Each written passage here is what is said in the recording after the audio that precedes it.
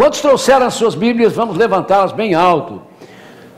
Celular não vale. Eu sei que tem gente com Bíblia no celular, mas é bom nós temos que ser o povo do livro, não é? Ainda mostrar a Bíblia quando a gente vem. Se bem que tem muita gente hoje vindo de carro também, só pega a Bíblia na hora de sair do carro, mas não vem muita gente no ônibus, andando a pé, e é muito bonito esse testemunho. Vamos abrir lá então na carta do apóstolo São Paulo aos Gálatas, capítulo 5, verso 22. Gálatas 5, 22. Bons, mansos e gentis como ele, é o tema da nossa reflexão. Gálatas 5, 22. Para crente novo, Gálatas está no Novo Testamento, a segunda parte da Bíblia, depois de Romanos, um pouquinho mais adiante. A gente fala assim que é crente novo, entendeu? Mas é para ajudar também alguns irmãos aqui.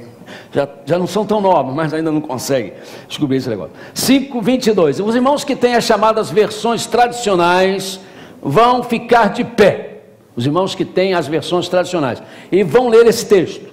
Depois que eu disser 1, 2, 3, tá bom? Os irmãos que têm, até foi bom saber isso, que eu quero saber. Pelo que eu estou vendo, o pessoal da NVI está crescendo mesmo, hein? Porque... Muito bem, então vamos lá os irmãos que têm a versão tradicional. 1, 2, 3.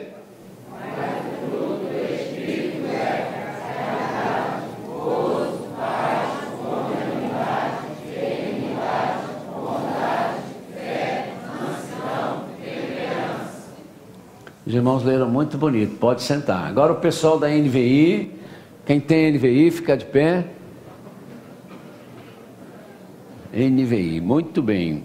Não vou ler junto não, porque senão os irmãos das versões tradicionais vão dizer que é covardia, né? Agora os irmãos são da NVI, eu tenho NVI, faça o favor de ler mais bonito, tá bom? Vamos lá?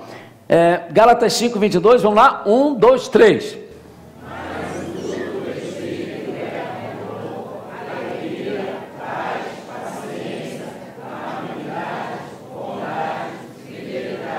Amém, que Deus abençoe a leitura da sua palavra em nossas mentes e corações. Leram também? Muito bonito. Mas o fruto do Espírito é amor, alegria, paz, paciência, amabilidade, bondade, fidelidade, mansidão, domínio próprio, para continuar.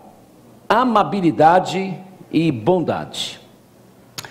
Meus amados irmãos, Jesus foi uma pessoa gentil, Jesus foi uma pessoa bondosa. Quando ele veio ao mundo, havia muito poucas instituições que chamamos de instituições de caridade. Não havia o que se poderia chamar exatamente de hospitais. Por voltas do ano 300 a.C., o rei Pandukabhaya, do hoje Sri Lanka, teria erguido um sistema de casas para cuidado de pessoas doentes que se assemelhariam ao que chamamos hoje de hospitais. Época quando então teria sido construído no Sri Lanka o que alguns historiadores consideram o primeiro hospital da história, erguido aos pés da montanha Mehintali, junto a um monastério budista. Mas esta era uma terra e uma cultura muito distante da Judeia dos tempos de Jesus, e ao que parece, esses hospitais não existiam mais, quando Jesus veio estar entre nós.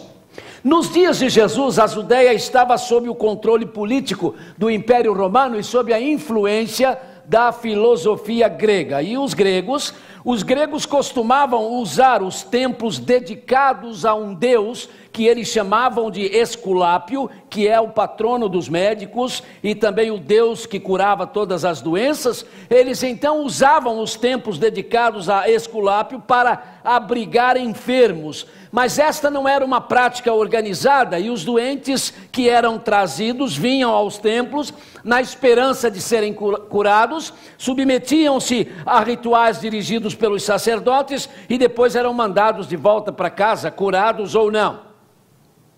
O Império Romano, por sua vez, permitia que a lei romana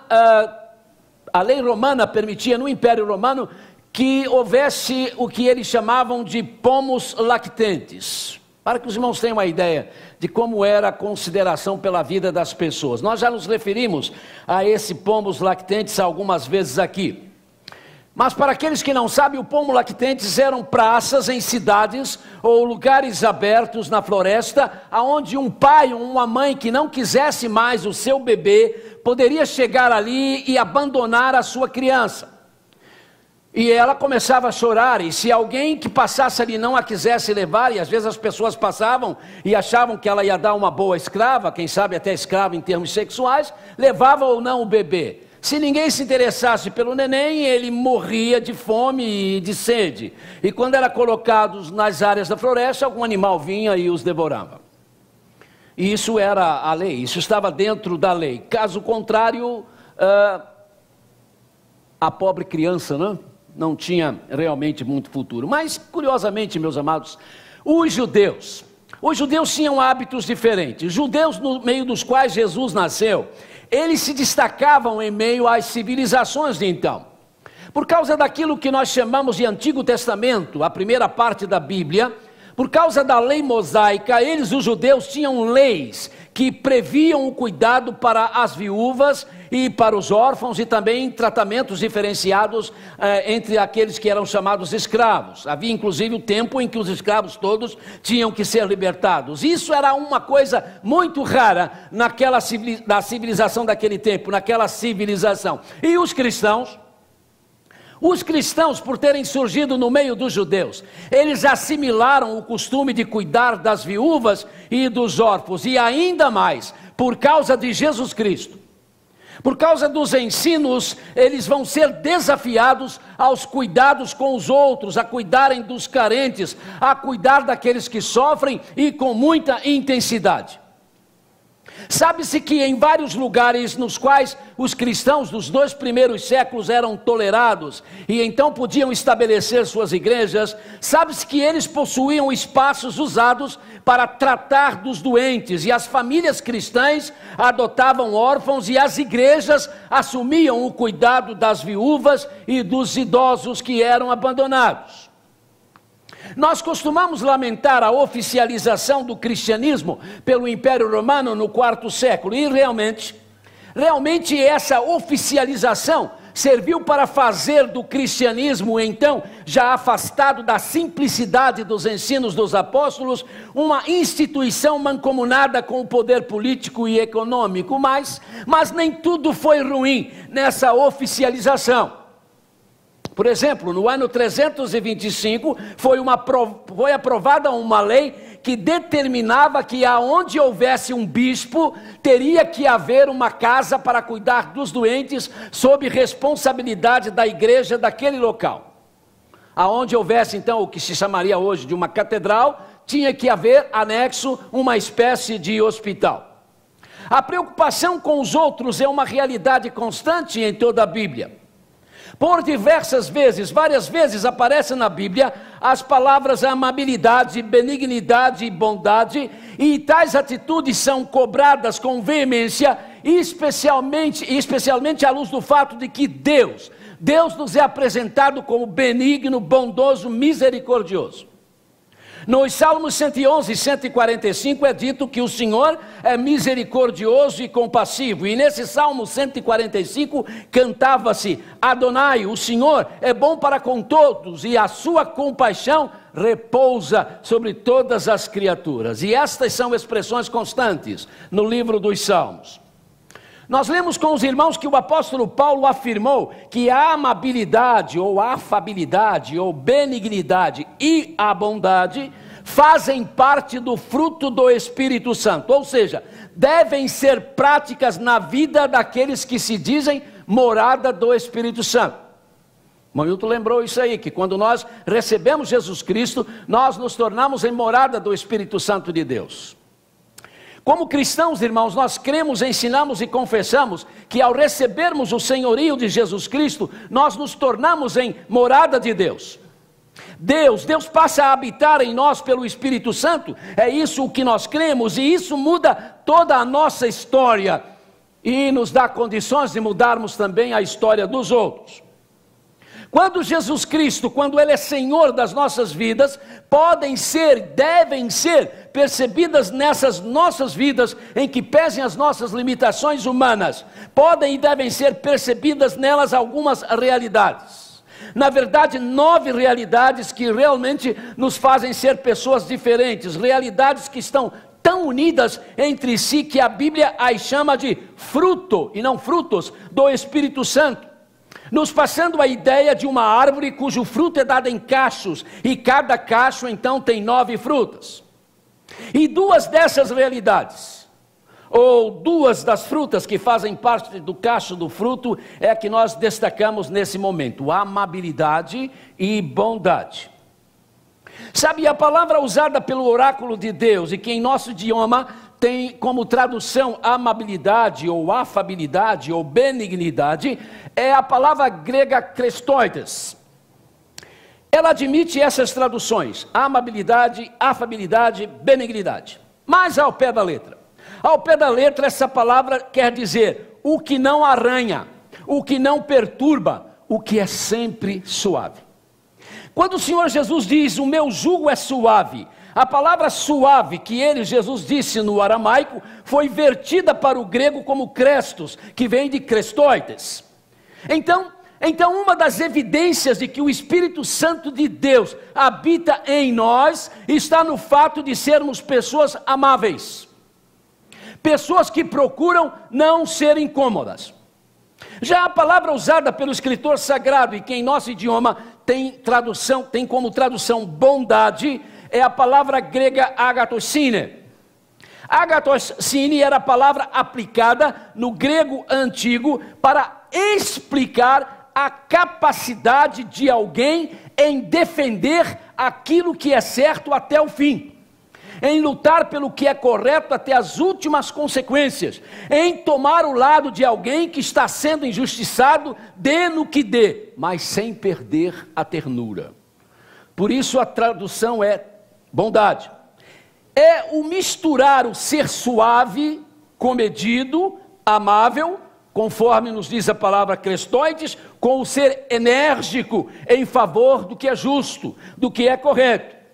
Então, amabilidade, afabilidade ou benignidade é querer bem, querer muito bem a uma pessoa. E bondade é fazer com o que eu quero para uma pessoa de bem se torne em realidade, sem que isso signifique jamais compactuar com o que não é correto, com o que é desonesto ou com o que é reprovável. O Senhor Jesus exemplificou essa bondade expressa pela palavra grega agathosine, quando para abençoar pessoas com a verdade de Deus, ele precisou bater de frente com os líderes religiosos do seu povo, porque apercebia-lhes a hipocrisia. Jesus os chamou de hipócritas e até de sepulcros pintados. Mas em relação às pessoas que o procuravam honestamente, mesmo que duvidosos, ele usava o que os gregos chamavam de krestoides, amabilidade, benignidade, pois sempre tinha palavras de afago, sempre tinha palavras de carinho. Meus amados irmãos, a igreja de Jesus Cristo, a igreja de Jesus, tenha ela a denominação que tiver, ela precisa ser, nós precisamos ser uma comunidade de pessoas gentis. Precisamos ser uma comunidade de pessoas carinhosas, benignas, bondosas, ou seja, misericordiosas. Sabe, amados, hoje há muitas pessoas estragadas porque no auge de suas conversões, elas foram envolvidas por grupos legalistas, possuidores de códigos farisaicos, que por isso, ao mesmo tempo que pregavam uma liberdade que chamavam de libertação em Jesus, elas prendiam e prendem ainda e aprisionam pessoas com seus códigos e os seus conceitos e sistemas religiosos, estragando muitas dessas pessoas.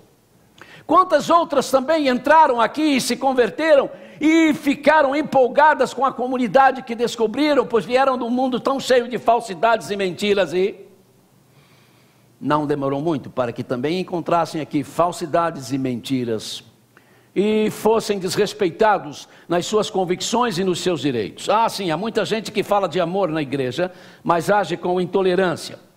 É óbvio, meus amados, que o pecado tem de ser combatido. O pecado tem de ser denunciado, porque onde domina o pecado, não há fruto do Espírito Santo. Mas há o que a Bíblia chama de obras da carne. Mas o pecador e a pecadora que reconhecem a sua pecaminosidade, eles precisam ser compreendidos, eles precisam ser ajudados para mudar de vida. Até porque todos nós estamos sujeitos a cair. Paulo disse: aquele que estiver em pé, olhe para que não caia. Eu já disse isso aqui uma vez, uma pesquisa da CEPAL, com pastores que caíram em adultério. Um trabalho sério feito com esses pastores por mais de 3 anos, descobriu o seguinte, que 85% deles diziam assim: nisso eu não caio. Isso eu nunca vou fazer, eu jamais vou trair a minha esposa, eu jamais vou adulterar. 85% desses pastores diziam isso e caíram. É preciso que nós tenhamos isso na mente, no coração, para que fiquemos atentos e também tenhamos misericórdia das pessoas que caem, porque se nós facilitarmos, poderemos ser a próxima vítima. Sabe, Jesus apontava o pecado e ele exigia arrependimento, mas ele sempre tinha misericórdia. Pai, perdoa-lhes, eles não sabem o que estão fazendo. No momento da crucificação, naquele momento terrível, quando ele assumia o nosso pecado, quando ele se tornava maldito por nossa causa, sem nada ter feito de mal, sem ter cometido erro algum, o seu sentimento é de misericórdia, de compaixão pelas pessoas que estavam fazendo aquilo. Sabe, mesmo as criancinhas percebiam o quanto Jesus era gentil, era carinhoso, e sem dúvida elas se aproximavam dele sem medo. Uma das mais tristes ironias humanas está nos relatos sobre a violência cometida por cristãos. Sem dúvida essa é uma das coisas mais tristes, dos absurdos da história humana. Violência, covardia cometida em nome do gentil Jesus de Nazaré. Quanta violência nas chamadas cruzadas, nas famigeradas Santa Inquisição, onde torturas indizíveis foram praticadas sobre homens e mulheres, porque esses se recusavam a crer como os que se diziam cristãos na época ensinavam. Quantas lutas entre católicos e protestantes em nome da fé em Cristo Jesus, esse tão gentil e amoroso. Quando o mesmo apóstolo Paulo, que escreveu o que lemos em Gálatas, escreveu a sua carta aos cristãos de Roma, ele disse assim: certo estou, meus irmãos, sim, eu mesmo, a respeito de vocês. Que coisa bonita, uma igreja poder ouvir alguém dizer isso dela. Olha o que Paulo disse da igreja dos romanos: a respeito de vocês eu estou certo, de que vocês estão possuídos pela bondade, e estão cheios de todo conhecimento e preparados para se admoestarem uns aos outros. Viu? Quando nós somos bondosos, nós podemos chamar uns a atenção dos outros. Não vamos ser coniventes com o erro. Não vamos permitir que o pecado continue sem ser combatido, mas vamos saber fazer, vamos saber dar esse combate. Vamos, então, na verdade, caminharmos juntos para nos soerguermos e continuarmos em pé juntos. Honestamente, amados, nós cremos que quando uma pessoa tem uma vida da qual Jesus Cristo realmente se tornou o Senhor, realmente nós cremos que Deus, pelo Espírito Santo, se faz presente nessa pessoa e ela se torna uma pessoa bondosa. Eu não consigo conceber na minha cabeça alguém que seja realmente crente no Senhor Jesus Cristo e não seja uma pessoa bondosa. Não importa o que ele foi antes, mas violento, bandido, não importa, ele há de se tornar uma pessoa bondosa. Lembram-se daquela história? Eu estou ficando velho e fico repetindo histórias, todo velho faz isso, com todo respeito aos irmãos mais velhos. Pior quando a gente esquece que está repetindo. Essa pelo menos eu me lembro, que eu tenho repetido. Aquela história daquele irmão nosso lá no Paraná, pastor Falcão Sobrinho, foi fazer uma série de conferências ali numa cidade do Paraná, e ele foi hospedado na casa de um irmão. E fazia um frio, que ele disse, era um frio mesmo, terrível, daqueles que fazem lá no sul do Brasil, e ele ficou muito assim, nervoso ao ver o dono da casa, na varanda, conversando com ele, com uma blusa assim de manga curta, e ele disse, eu estava todo encapotado, batendo dentes, e eu vi que o irmão estava com frio. E eu estava olhando assim, havia pendurado numa varanda, na varanda dele, um casacão de veludo, daquele bom, né? Que acaba com qualquer frio. E eu, pelo tamanho do casaco, pelo tamanho do sujeito, ele disse, esse casaco é dele, por que esse irmão não está pondo esse casaco? O que ele está querendo fazer teste, quer ver até onde ele pode sofrer o frio? Chegou um momento que o pastor Falcão disse, eu não aguentei mais, o frio era tanto, eu falei, meu irmão, aquele casaco é seu? É, aquele casaco é meu. Ô meu irmão, o irmão está sentindo frio? É, pastor, está frio. Por que meu irmão não usa o casaco? Ah, não dá, pastor, 2 cambachirras colocaram o ovinho delas aqui dentro do meu bolso, se eu apanhar eu vou quebrar o bolso. Sabe quem era esse homem, irmãos, antes de se converter? Um bandido. Havia sido preso por ter assassinado 3 pessoas. Era um homem perverso. Mas olha o que o evangelho fez no coração desse homem. Agora ele não tinha coragem de tirar ovinhos de cambachirra. Não se fosse de um avinhado, né? Mas de cambachirra. Coitado das cambachirras. São criaturas de Deus também. Mas ele não tinha coragem de fazer isso. O que aconteceu na vida desse homem? O Espírito Santo deu a ele. Fez com que ele pudesse experimentar a realidade de ser bondoso, meus irmãos. E como é importante a gente ser uma pessoa bondosa. Então, quando o Evangelho nos convida a nos entregarmos a Deus por meio de Jesus Cristo, nós estamos sendo convidados a trazermos um pouco mais de bondade para o mundo. Atualmente, mesmo em meio à cristandade evangélica, nós podemos observar, e o fazemos com certo temor, que se tem pregado uma excessiva valorização do eu, do ego. Você não pode aceitar o sofrimento. Diga para você mesmo, não aceito isso, não aceito aquilo. Sabe, meus amados, eu creio firmemente. Eu creio piamente que quando nós nos encontramos com Jesus Cristo, nós nos encontramos com o nosso próprio eu, de uma forma jamais conseguida. Mas eu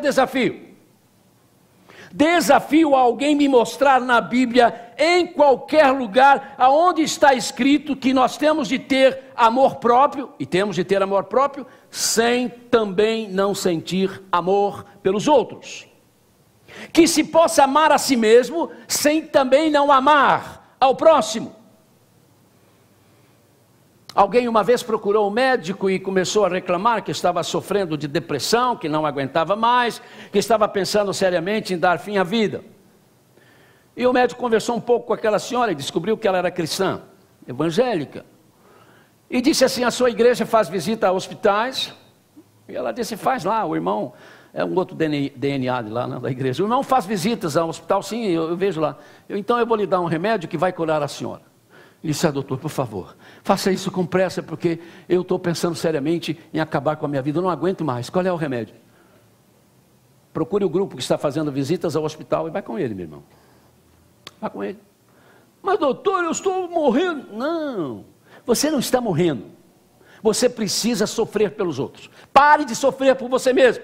E comece a sofrer pelos outros, e depois você volte aqui, e me diga, porque eu tenho certeza que você vai melhorar. Ela ficou boa, irmãos, começou a fazer visitas a hospitais, não teve mais tempo de pensar nela mesma, e começou a perceber que a sua saúde estava melhorando de uma forma extraordinária. Isso é bondade.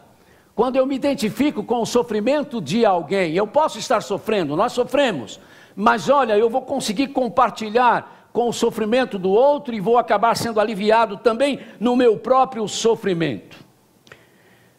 Que nós possamos, irmãos, amar a nós mesmos. Sim, nós temos que nos amar a nós mesmos, mas nunca deixar de amar o próximo. Quando a palavra de Deus diz que devemos amar o próximo como a nós mesmos, ela está deixando claro isso, que eu não posso pensar apenas em mim mesmo, eu preciso pensar no outro. E aí, quando nós lemos esse mesmo Paulo dizendo, na igreja de Cristo, cada um considere o outro mais importante do que a si mesmo. Então eu entendo porque a igreja deveria ser, a igreja teria de ser a organização modelo para o mundo. Então, nesta carta aos Gálatas, o escritor sagrado com clareza está mesmo dizendo que a alegria e a paz só virão para as nossas vidas, de fato, quando nós nos amarmos uns aos outros. Quando fazemos o que comumente chama-se apelo, e convidamos as pessoas para que elas se entreguem a Jesus Cristo, para que elas recebam Jesus Cristo como Salvador, o que é que as pessoas estão percebendo, irmãos, quando nós fazemos esse tipo de convite? Será que elas não estão percebendo ou não estão achando que as nossas pregações têm como objetivo convertê-las em batistas ou evangélicas? Ou elas estão apercebidas de que a nossa preocupação, na verdade, não é ter mais gente nas nossas igrejas, mas nós estamos muito preocupados com que elas entendam que elas precisam experimentar no fundo das suas almas a bondade, a misericórdia, o amor de Deus que se chama Jesus Cristo. Jesus Cristo. Porque isso vai mudar a história dela todas, isso vai tirá-las do caminho do inferno. E então as suas vidas vão fazer sentido, as vidas dessas pessoas vão encontrar o sentido verdadeiro. Sim, meus amados, se nós quisermos que as nossas igrejas sejam os ambientes nos quais, como família de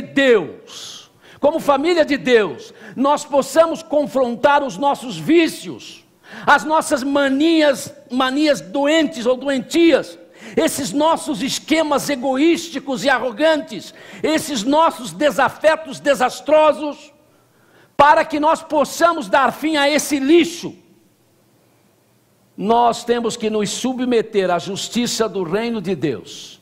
E não vamos nos submeter à justiça do reino de Deus sem que a bondade de Deus em Cristo nos envolva de uma forma tão grande que as pessoas também possam ver refletida em nós essa bondade, esse amor que o levou a aceitar, a subir na cruz do Calvário e tomar sobre si as nossas misérias, as nossas angústias, as nossas patifarias. As pessoas precisam perceber em nós, quando nós as convidamos, para que venham e tenham um encontro com Jesus, que elas devem vir a esse Jesus para fazer dele o Senhor e Salvador absoluto de suas vidas, para que então realmente possam viver. E esse é o nosso primeiro e grande interesse. Amados, como é importante vivermos, praticar e anunciar a bondade, a misericórdia de Deus em Cristo Jesus, nesses dias quando estamos cada vez mais cercados pela maldade, pela impiedade, pela estupidez, pela violência e pela ganância. Mas não há como fazer diferença como igreja em meio a tudo isso, se na igreja, se dentro da igreja, se no meio da igreja, não haver a amabilidade e a bondade de Cristo, se essas coisas não forem realidades, por causa de Jesus em nosso meio. É como pregou um pouco antes de morrer, de forma tão brutal, o bispo anglicano Robson Cavalcante. Querem tornar o evangelho palatável para o homem pós-moderno.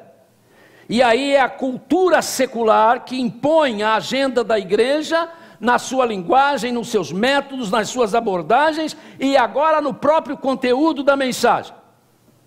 Com certeza, meus amados, essa cultura secular que está fazendo a agenda da igreja, como alertou o prelado anglicano recém-falecido, não sabe realmente nada. Esse mundo secular, ele não sabe nada acerca da amabilidade e bondade de Cristo, e nós não podemos então deixar que esse mundo secular faça a nossa agenda. Não deixemos que o mundo secular faça essa nossa agenda, ou vamos ser uma igreja que não saberá valorizar a história da salvação, não saberá trabalhar a bênção que há no consenso dos fiéis, não saberá conservar a reverência e a beleza que tem de existir na verdadeira adoração à Trindade de Deus. Encerro repetindo-lhes uma pequena, mas ao mesmo tempo grande história, que faz parte da história da igreja cristã do segundo século. Prudêncius era um senador de Roma nos tempos do imperador Trajano. Numa tarde, esse senador viu nos arredores da cidade de Roma uma elegante dama pertencente à mais elevada linhagem aristocrática da corte romana. Aquela senhora estava tratando com benevolência uma mulher de trajes rasgados, feia, velha, moribunda.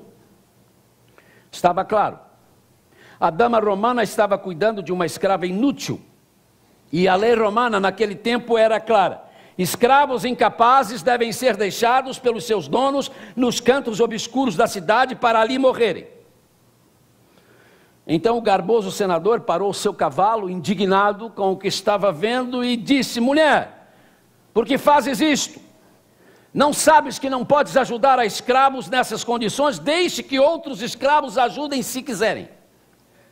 Mas levantando o rosto, sem arrogância, mas firme, aquela mulher romana disse: senhor senador, descobri que esta mulher é minha irmã, e eu não posso deixá-la nessas condições. Ela é minha irmã? Sua irmã?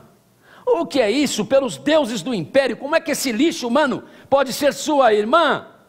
Senhor, eu descobri que ela é uma cristã, e eu também sou cristã, e dessa forma ela é minha irmã em Cristo, e eu não vou deixá-la morrer aqui, dessa forma.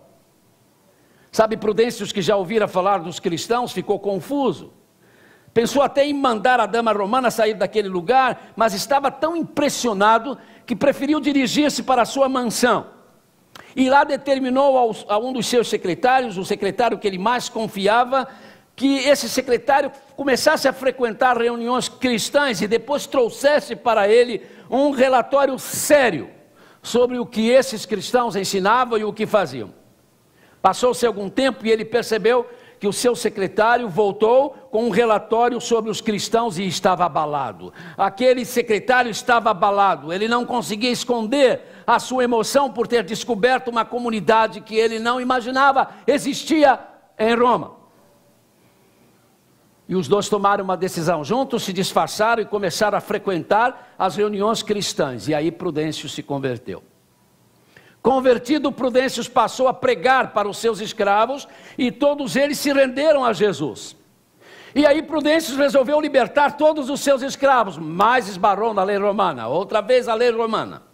A lei proibia a emancipação de escravos, a menos que os escravos tivessem ligações anteriores com a nobreza. Naquele tempo havia isso. Havia pessoas que eram feitas escravas, mesmo tendo sido nobres, porque contraíam dívidas que não podiam pagar ou por outras situações. Mas não era esse o caso dos escravos de Prudêncio. Ele não conseguiu ter autorização para libertá-los, então passou a tratar os seus escravos como irmãos.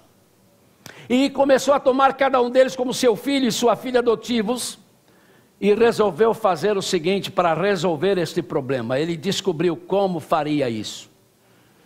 Adotou todos os seus escravos como filhos e filhas e lhe deu o seu sobrenome. Todos eles se tornaram Prudêncios. Sabe, essa história veio à tona quando anos e anos e anos mais tarde, escavando-se as sombrias catacumbas de Roma, descobriu-se num cemitério dezenas de túmulos, todos eles com o mesmo sobrenome. Aqui jaz fulano Prudêncio, Beltrano Prudêncio, fulano Prudêncio, Prudêncio, Prudêncio, Prudêncio. Era Prudêncio demais. E os historiadores ficaram impressionados e conseguiram descobrir o que havia acontecido. Descobriram essa história, que aquele senador convertido ao cristianismo tornara todos os seus escravos filhos e filhas adotivas, dando-lhes o seu sobrenome. Então a bondade de uma nobre cristã contagiou a um nobre que, se tornando cristão, contagiado pela bondade, pela misericórdia e pelo amor de Jesus Cristo, transformou os seus escravos em filhos e filhas. Prudêncios entendera que, assim como ele, antes escravo do pecado, antes escravo dos falsos deuses, portas abertas para os demônios que escravizam, ele foi libertado por Jesus Cristo, que fez dele um filho de Deus. E Prudêncios entendeu o que deveria fazer, o que ele fez. Meus queridos, eu e você precisamos ser bondosos.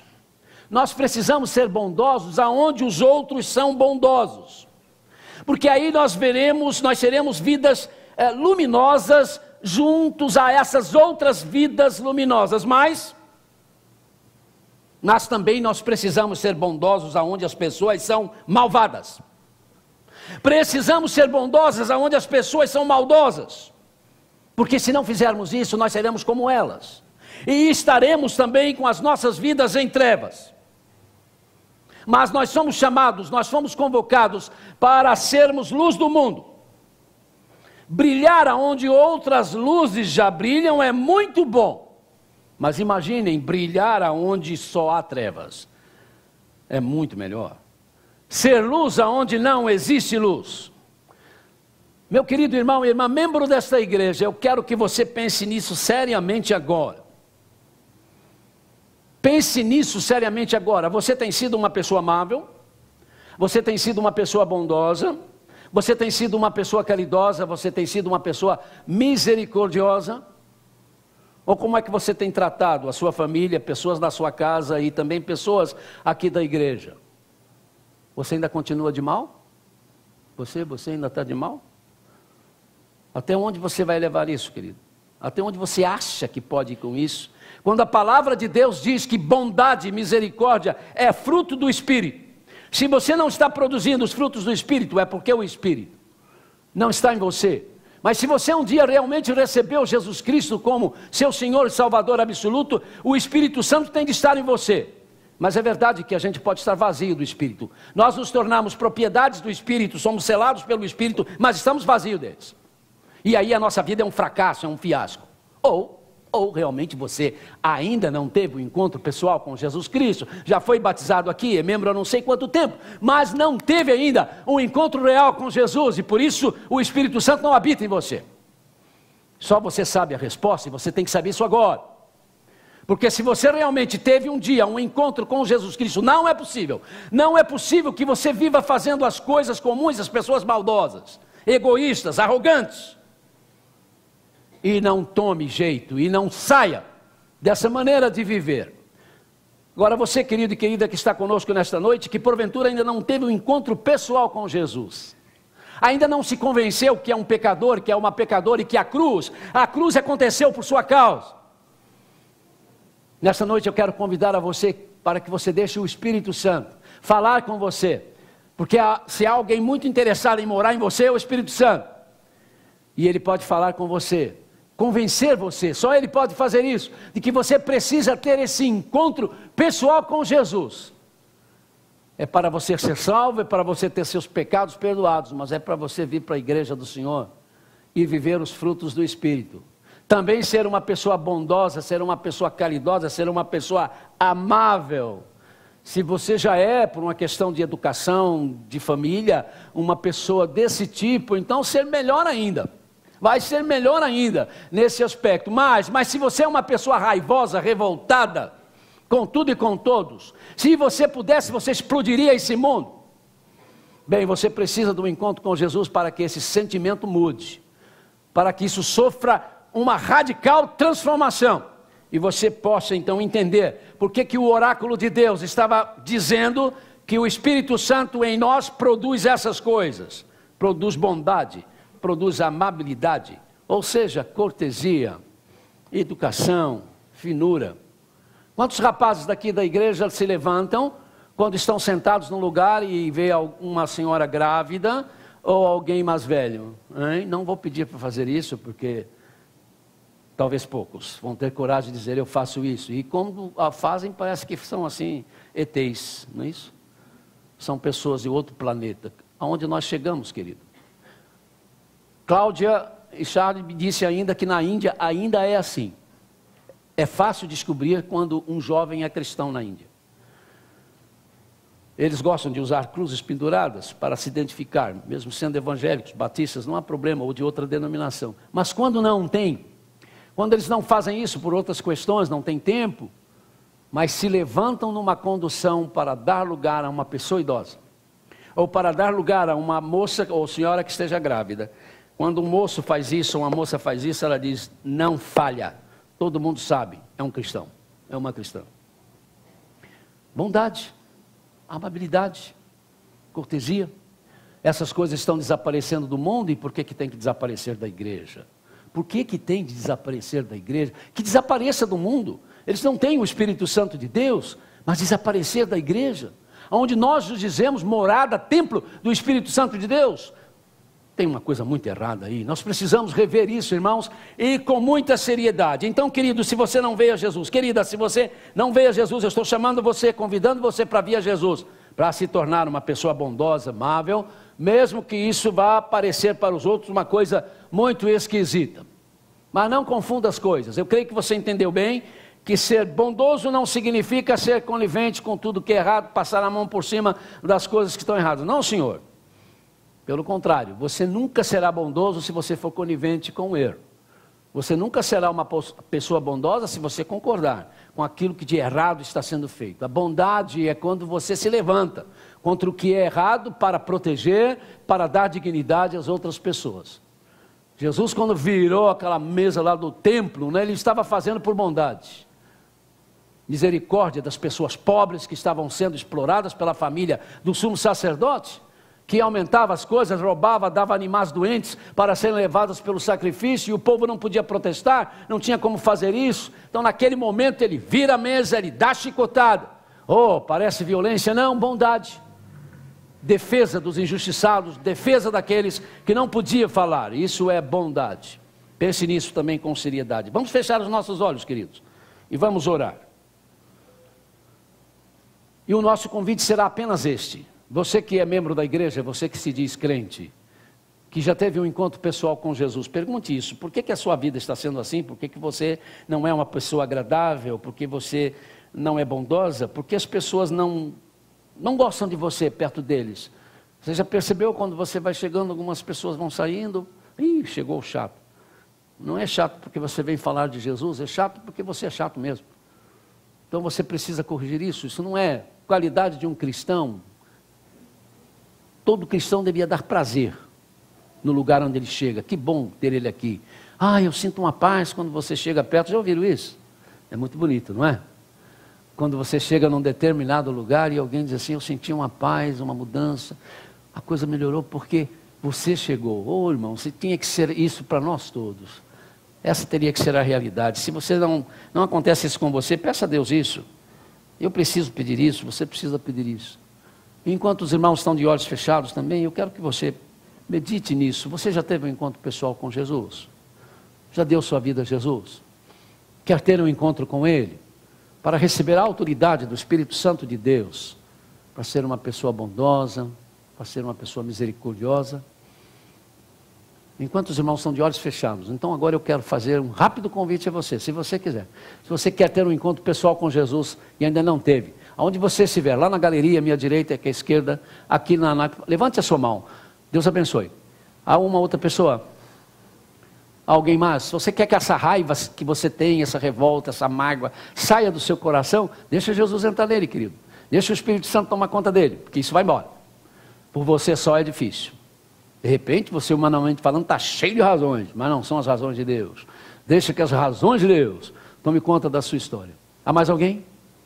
Qualquer outra pessoa? Aqui à minha esquerda, à direita.